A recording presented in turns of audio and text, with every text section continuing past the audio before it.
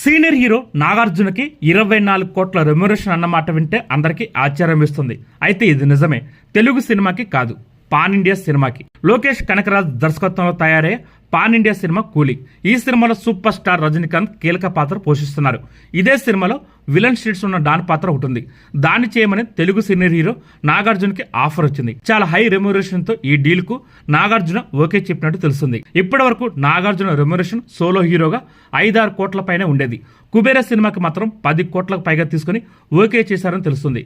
అదే హైయెస్ట్ అనుకుంటే ఇప్పుడు కూలీ సినిమా ఇంకా హైయెస్ట్. కుబేర సినిమాల పాత్రకు నాగార్జున మాత్రమే కావాలని దర్శకుడు శేఖర్ కమ్ముల పట్టుదలగా ఉండడంతో మంచి రెమ్యునరేషన్ డిమాండ్ చేసి తీసుకున్నారు నాగార్జున. ఇప్పుడు కూలీ సినిమా కూడా అదే పరిస్థితి. పాన్ ఇండియా సినిమా కావడం, విలన్ షీట్స్ ఉండి డాన్ పాత్ర కావడంతో నాగార్జున డిమాండ్ చేశారు. నిర్మాతలు ఓకే అన్నారు. లోకేష్ కనకరాజు సినిమా అంటే చాలా క్రేజ్ ఉంటుంది మార్కెట్లో.